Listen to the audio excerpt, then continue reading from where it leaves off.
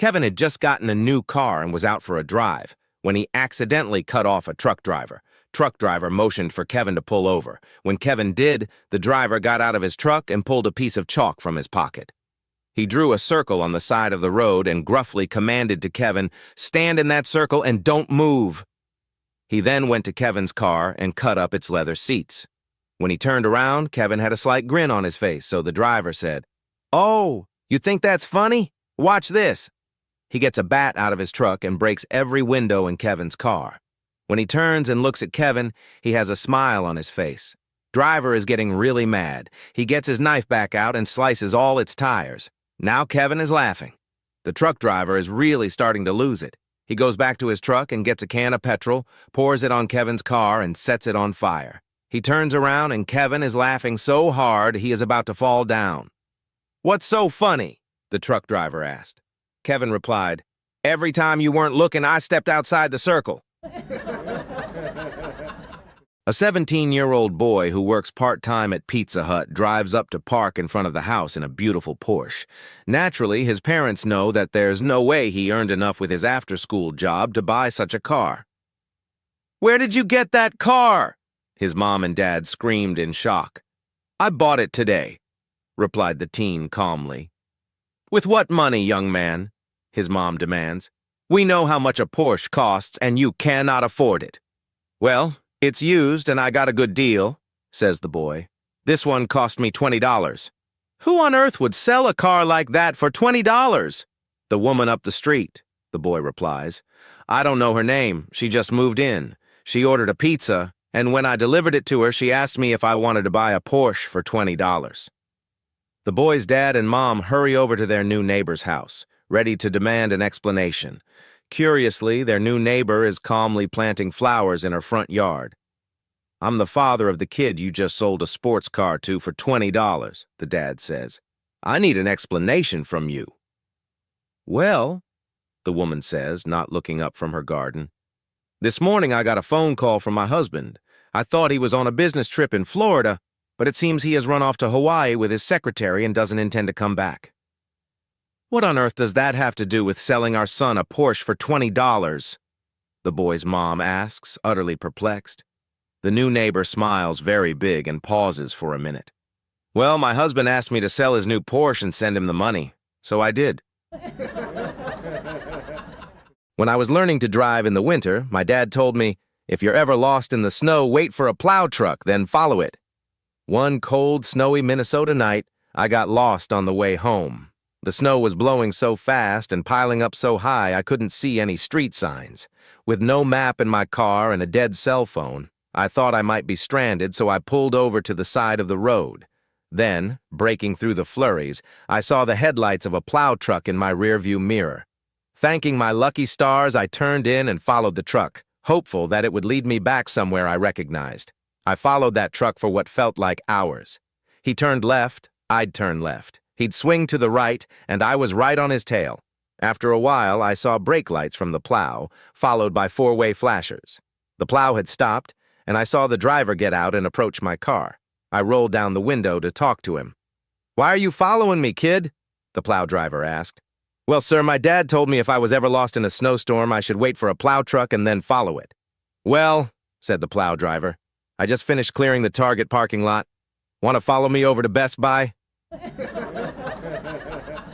A man walks into a bar and notices a jar filled with $10 bills. He asks the bartender what it's for, and the bartender explains, "We have a challenge here. If you can complete 3 tasks, you get all the money in the jar." Intrigued, the man asks what the tasks are. The bartender says, "First, you have to drink an entire gallon of hot sauce without crying. Second, there's a pit bull out back with a bad tooth, and you have to pull it out. Finally, our 90-year-old landlady upstairs hasn't had a good time in years. You need to give her an unforgettable night." The man considers the tasks and then asks about the prize money in the jar. The bartender replies, "Well, there's about $3,000 in there right now." The man thinks it over and says, "No way. I'm not going to do all that for $3,000. A few drinks later, the man asks the bartender, "Where's that jar again?" He looks at it and thinks about the money, then orders a gallon of hot sauce. He downs it without shedding a tear, his face turning bright red in the process. With determination, he stumbles to his feet and heads out to the back. The bar patrons hear growling, snarling, and yelping, followed by a long, painful scream. The man stumbles back into the bar, his clothes torn and covered in dirt and blood. He gasps for breath and asks, "So where's that old lady with the bad tooth?" Al, Ben, and Carl were stranded on a deserted island. One day, Al found an old jar in the sand. When the jar was opened, a genie came out and said to them, "You have freed me from my jar. For the rest of your time on this island, I am obligated to grant each of you one wish per year, but no wishing anyone, including yourself, off the island."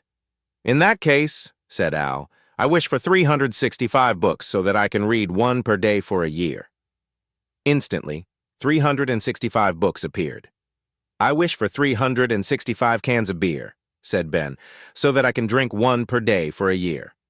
Instantly, 365 cans of beer appeared. "I wish for 365 cigarettes," said Carl, "so that I can smoke one per day for a year." Instantly, 365 cigarettes appeared, and the genie disappeared back into the jar. A year later, the genie came back out of the jar to grant each of Al, Ben, and Carl another wish. "I wish for 365 more books," said Al. Instantly, 365 more books appeared. "I wish for 365 more cans of beer," said Ben. Instantly, 365 more cans of beer appeared. Carl looked sternly at the genie and said, "I wish for a lighter." John manages a band where his dog plays guitar and his cat sings. Everyone is amazed. No one understands how they're doing it, and it becomes a huge hit. The band travels around the country, and John makes a lot of money from the band's success. Eventually, it catches wind in Italy, and Berlusconi wants to hear the band live. He invites John to Rome, and he comes with his cat and dog ready to play. Before they play, Berlusconi begins a dialogue. Berlusconi: "John, I don't care about your actual band. I just want to know the secret. How do you do it?" John: "I don't do anything. The dog plays guitar and the cat sings. It's as simple as that." Berlusconi: "Come on, John, just tell me. No way it's real." John: "Look, it's my livelihood. I can't go around telling the secret I make a career out of this, Berlusconi. Money is nothing to me. I'll pay you whatever you want. Just tell me how you do it, John." "All right, I'll tell you. The dog plays guitar and sings. The cat just moves its mouth and pretends." The MI5, the CIA, and the KGB are having a competition. 3 small parties of all 3 agencies meet on neutral ground, on the edge of a big German forest. For the goal of the competition, they decided that each of their parties should catch a rabbit, using their espionage skills. The party that manages to catch the rabbit the quickest wins. First, the MI5 leaves for the forest. When they emerge 8 hours later, they carry a live rabbit in a cage. We posted lookouts around the forest, and after spotting the rabbit, we shadowed it until it showed us its hideout. We then just placed the cage over the entrance and waited for the rabbit to fall in our trap. Neat and simple. Now, it's the turn of the CIA. They leave into the forest and emerge 4 hours later holding a rabbit, which seems to have been shot and badly beaten several times. We used satellite surveillance to acquire our target, but during the tracking with 4 inconspicuous vans, the subject tried to escape, so we had to use drastic measures. Still counts. Nobody objects. Now it was the turn of the KGB. The 4 agents disappear into the forest and return after only an hour, but they are not carrying a rabbit but hold a bear between 2 of the agents. The bear is badly bruised, has a limp, and keeps his gaze to the ground. Absent, he mumbles, "I am a rabbit. My parents were both rabbits." A rabbit says to a fox, "I'm writing a dissertation on how rabbits eat foxes." "Come on, you know that's impossible. No one will publish such rubbish," says the fox. "Well, follow me and I'll show you." They both go into the rabbit's dwelling, and after a while, the rabbit emerges with a satisfied expression on his face. Then comes a wolf. "Hello, what are we doing these days?" "I'm writing the 2nd chapter of my thesis on how rabbits devour wolves." "Are you crazy? Where's your academic honesty?" "Come with me and I'll show you." As before, the rabbit comes out with a satisfied look on his face and a diploma in his paw. Finally, the camera pans into the rabbit's cave, and we see a mean-looking huge lion sitting, picking his teeth, and belching next to some furry, bloody remnants of the wolf and the fox. The moral: it's not the contents of your thesis that are important, it's your PhD advisor that really counts. A guy sits down in a movie theater and notices that the man in front of him has brought his dog and it's sitting in the seat next to him. He thinks it's unusual, but he likes dogs, so he decides that as long as it's not a distraction, he won't mention it. The movie starts, and pretty soon there's a funny part. The dog makes some low, woofing sounds that seem like laughter. In a little while, there's a sad part, and the dog appears to be weeping. This continues throughout the film, and the man sitting behind the dog is astounded. When the lights come up, he taps the dog's owner on the shoulder and tells him, "I gotta say, and I know it sounds weird, but it seemed like your dog really enjoyed this movie." The dog owner looks at the dog and nods. "I know, it really is weird," he says, because he absolutely hated the book. As a butcher is shooing away a dog from his shop, he sees a $25 bill and a note in his mouth, reading, "10 pork chops, please." Amazed, he takes the money, puts a bag of pork chops in the dog's mouth, and quickly closes the shop. He follows the dog and watches him wait for a green light, look both ways, and trot across the road to a bus stop. The dog checks the timetable and sits on the bench. When a bus arrives, he walks around to the front and looks at the number, then boards the bus. The butcher follows, dumbstruck. As the bus travels out into the suburbs, the dog takes in the scenery. After a while, he stands on his back paws to push the stop bell, then the butcher follows him off. The dog runs up to a house and drops his bag on the step. He goes back down the path, takes a big run, and throws himself whap against the door. He does this again and again. No answer. So he jumps on a wall, walks around the garden, beats his head against a window, jumps off, and waits at the front door. A big guy opens it and starts cursing and shouting at the dog. The butcher runs up and screams at the guy, "What in hell are you doing? This dog's a genius!" The owner responds, "Genius, my ass! It's the second time this week he's forgotten his keys." This woman goes to her doctor complaining about her husband's anger, as he seems to just flip out on her and lose his temper constantly. The doctor makes a suggestion. "Okay, here's what I want you to do. Anytime that you feel like your husband is about to flip out, I want you to go to the kitchen, pour yourself a glass of water, and then take a swig and keep swilling it around your mouth until he calms down." The woman, puzzled but in agreement, says, "I'll give it a try. Thank you, doctor." 2 weeks pass by, and she goes back to her doctor and says, "That suggestion of yours worked like a charm, doctor. Anytime my husband became angry, I just swilled the water around my mouth like you said, and he calmed down. How in the world does a glass of water do that?" And the doctor replies, "The water itself doesn't do anything. I think you'll find that it's keeping your mouth shut that does the trick." A young couple dies on their way to their wedding. On their way to get married, a young Catholic couple was involved in a fatal car accident. The couple found themselves sitting outside the pearly gates, waiting for St. Peter to process them into heaven. While waiting, they began to wonder, could they possibly get married in heaven? When St. Peter arrived, they asked him if they could get married in heaven. St. Peter said, "I don't know. This is the first time anyone has asked. Let me go find out." And he left. The couple sat and waited for an answer, for a couple of months. While they waited, they discussed the pros and cons. If they were allowed to get married in heaven, should they get married? What with the eternal aspect of it all? What if it doesn't work? Are we stuck in heaven together forever? Another month passed. St. Peter finally returned, looking somewhat bedraggled. "Yes," he informed the couple, "you can get married in heaven." "Great," said the couple. "But we were just wondering, what if things don't work out? Could we also get a divorce in heaven?" St. Peter, red-faced with anger, slammed his clipboard on the ground. "What's wrong?" asked the frightened couple. "Oh, come on!" St. Peter shouted. "It took me 3 months to find a priest up here. Do you have any idea how long it'll take to find a lawyer?"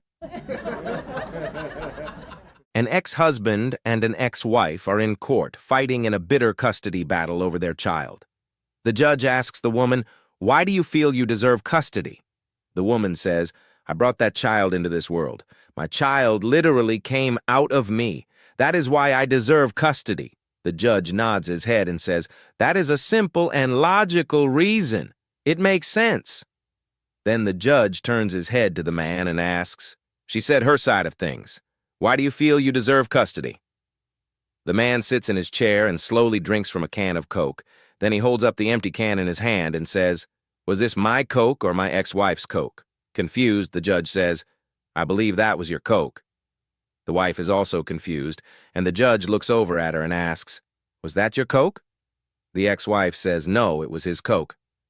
The man looks at the judge and says, "Good, we all agree. So when I put money in a Coke machine and a Coke pops out, the Coke is mine, not the Coke machine's, correct?" A woman wanted to know how her husband would react if she left him. She wrote him a letter saying she is tired of him and didn't want to live with him anymore. She put it on the table in the bedroom and then climbed under the bed to hide until her husband got home. When he eventually came back home, he saw the letter on the table and read it. After a few moments of silence, he picked up the pen and added something to the letter. Then he started to get changed, whistling happy tunes and singing and dancing while he did so. He grabbed his phone and dialed a number. His wife listened from under the bed as he started chatting to someone. "Hey, babe, I'm just changing clothes, and then I will join you," he said. As for the other fool, it finally dawned on her that I was fooling around on her and she left. I was really wrong to have married her. I wish you and I had met earlier. See you soon, honey. Then he hung up and walked out of the room. Heartbroken, she climbed out from under the bed and stumbled over to read what her unfaithful husband had written on the end of her letter. Through teary eyes, she read, "I could see your feet, you idiot. I'm going out to buy bread." Finally, during the big Christmas party, the nurses weren't looking, and they snuck away to her room and got it on. When they were done, he turned to her and caressed her hair and said, "Darling, if I knew you were still a virgin, I would have taken my time." Then she said, "Well, if I knew you could still get it up, I'd have taken off my pantyhose." A husband calls the sheriff's office to report his wife missing. Husband, "My wife is missing. She went shopping yesterday and has not come home." Sheriff, "Height?" Husband, "I'm not sure. A little over 5 feet tall." Sheriff, "Weight?" Husband, "Don't know, not slim, not really fat." Sheriff, "Color of eyes?" Husband, "Sort of brown, I think. Never really noticed." Sheriff, "Color of hair?" Husband, "Changes a couple times a year. Maybe dark brown now, I can't remember." Sheriff, "What was she wearing?" Husband, "Could have been pants, or maybe a skirt or shorts. I don't know exactly." Sheriff, "What kind of car did she go in?" Husband, "She went in my truck." Sheriff, "What kind of truck was it?" Husband, "A 2016 Pearl White Ram Limited 4x4 with a 6.4L Hemi V8 engine ordered with the Ram box bar and fridge option, LED lighting, backup and front cameras, moose hide leather heated and cooled seats, and climate-controlled air conditioning. It has a custom matching white cover for the bed and WeatherTech floor mats. Trailering package with gold hitch, sunroof, DVD with full GPS navigation, satellite radio, Cobra 75 WXST 40-channel CB radio, 6 cup holders, 3 USB ports, and 4 power outlets. I added special alloy wheels and off-road Toyo tires. It has custom retracting running boards and underglow wheel well lighting." At this point, the husband started choking up. Sheriff, "Take it easy, sir. We'll find your truck." A lost dog strays into the jungle one day. From a distance, a lion sees this and thinks to himself, this guy looks edible. I've never seen his kind before. So the lion starts running towards the dog with menace, but the dog notices this and starts to panic. As he's about to run, he sees some bones on the ground next to him, gets an idea, and says loudly, that was some good lion meat." The lion screeches to a halt and says, "Whoa! This guy seems tougher than he looks. I better leave while I can," and then runs away. Over in a tree is a monkey who sees everything and realizes that he can benefit from this situation by telling the lion what happened and getting something in return. So the monkey finds the lion and tells him what really happened. The lion says to the monkey angrily, "Get on my back. We'll get him together." So the monkey climbs on the lion's back and they start rushing back to the dog. The dog sees them, realizes what has happened, and starts to panic even more. But then he gets another idea and shouts, "Where is that monkey? I told him to bring me another lion an hour ago." In the dead of summer, a fly was resting on a leaf beside a lake. The hot, dry fly who said to no one in particular, "Gosh, if I go down 3 inches, I will feel the mist from the water, and I will be refreshed." There was a fish in the water thinking, "Gosh, if that fly goes down 3 inches, I can eat him." There was a bear on the shore thinking, "Gosh, if that fly goes down 3 inches, that fish will jump for the fly, and I will grab him." It also happened that a hunter was farther up the bank of the lake preparing to eat a cheese sandwich. "Gosh," he thought, "if that fly goes down 3 inches and that fish leaps for it, that bear will expose himself and grab for the fish. I'll shoot the bear and have a proper lunch." Now, you probably think this is enough activity on one bank of a lake, but I can tell you there's more. A wee mouse by the hunter's foot was thinking, "Gosh, if that fly goes down 3 inches and that fish jumps for that fly, and that bear grabs for that fish, the dumb hunter will shoot the bear and drop his cheese sandwich." A cat lurking in the bushes took in this scene and thought, as was fashionable to do on the banks of this particular lake around lunchtime, "Gosh, if that fly goes down 3 inches, and that fish jumps for that fly, and that bear grabs for that fish, and that hunter shoots that bear, and that mouse makes off with the cheese sandwich, then I can have that mouse for lunch." The poor fly is finally so hot and so dry that he heads down for the cooling mist of the water. The fish swallows the fly. The bear grabs the fish. The hunter shoots the bear. The mouse grabs the cheese sandwich. The cat jumps for the mouse. The mouse ducks. The cat falls into the water and drowns. The moral of the story is, whenever a fly goes down 3 inches, some pussy is in serious danger. A worried housewife sprang to the telephone when it rang and listened with relief to the kindly voice in her ear. "How are you, darling?" she said. "What kind of a day are you having?" "Oh, mother," said the woman on the phone, breaking into bitter tears. "I've had such a bad day.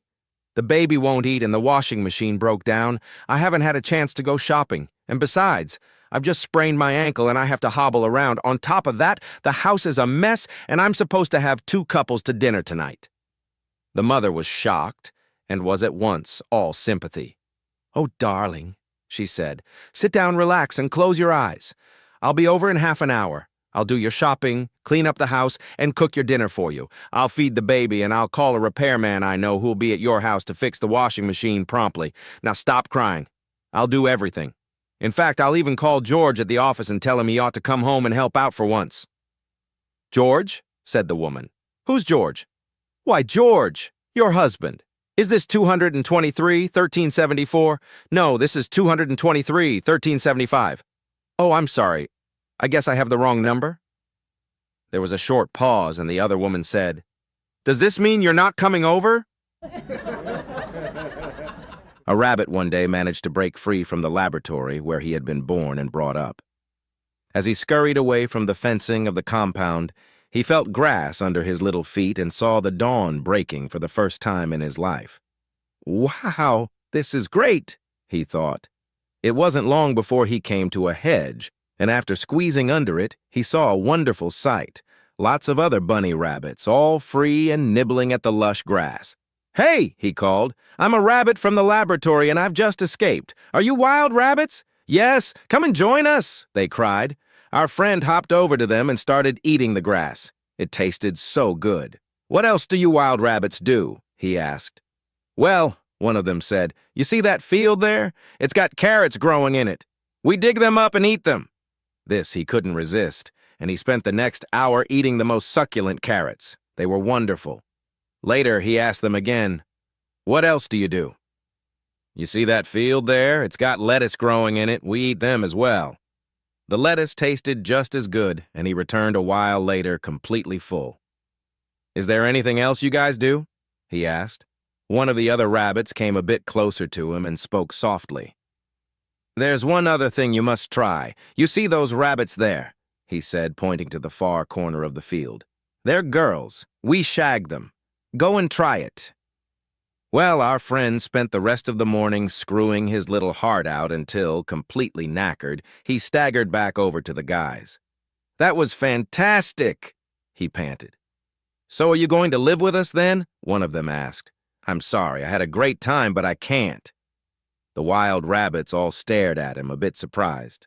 Why? We thought you liked it here. I do, our friend replied, but I must get back to the laboratory. I'm dying for a cigarette. A woman comes home and tells her husband, remember those headaches I've been having all these years? Well, they're gone. No more headaches? The husband asks. What happened? His wife replies, Margie referred me to a hypnotist and he told me to stand in front of a mirror, stare at myself and repeat, I do not have a headache. I do not have a headache. I do not have a headache.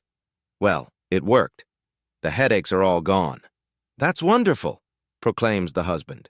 His wife then says, you know, you haven't been exactly a ball of fire in the bedroom these last few years. Why don't you go see the hypnotist and see if he can do anything for that? A little less enthused, the husband agrees to try it and goes a few days later. Following his appointment, the husband comes home, rips off his clothes, picks up his wife, and carries her into the bedroom. He puts her on the bed and says, don't move, I'll be right back. He goes into the bathroom and comes back a few minutes later and jumps into bed and makes passionate love to his wife like never before. His wife says, wow, that was wonderful. The husband says, don't move, I will be right back. He goes back into the bathroom, comes back, and round 2 was even better than the first time.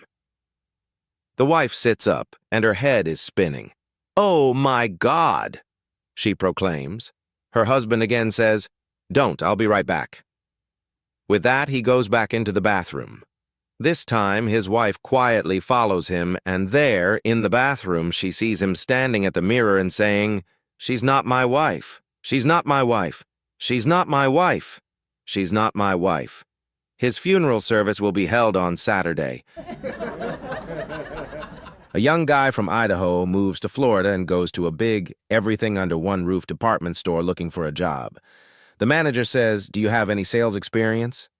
The kid says, yeah, I was a vacuum salesman back in Idaho.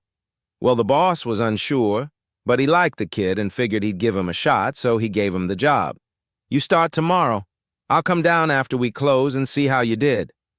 His first day on the job was rough, but he got through it. After the store was locked up, the boss came down to the sales floor. How many customers bought something from you today? The kid frowns and looks at the floor and mutters, 1. The boss says, just 1? Our salespeople average sales to 20 to 30 customers a day. That will have to change, and soon, if you'd like to continue your employment here.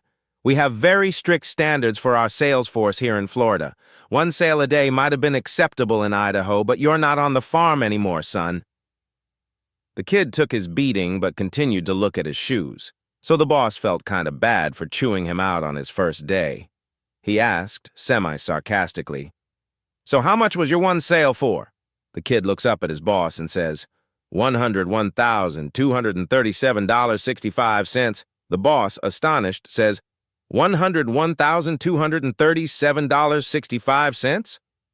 What the heck did you sell? The kid says, well, first I sold him some new fish hooks. Then I sold him a new fishing rod to go with his new hooks. Then I asked him where he was going fishing, and he said down the coast. So I told him he was going to need a boat. So we went down to the boat department, and I sold him a twin-engine Chris Craft. Then he said he didn't think his Honda Civic would pull it, so I took him down to the automotive department and sold him that 4X4 Expedition. The boss said, a guy came in here to buy a fish hook, and you sold him a boat and a truck? The kid said, no, the guy came in here to buy tampons for his wife, and I said, dude, your weekend's shot, you might as well go fishing. 3 bulls heard via the grapevine that the rancher was going to bring another bull onto the ranch, and the prospect raised a discussion among them. The first bull says, boys, we all know I've been here 5 years. Once we settled our differences, we agreed on which 100 of the cows would be mine. Now, I don't know where this newcomer is going to get his cows, but I'm not giving him any of mine. The second bull says, that pretty much says it for me, too.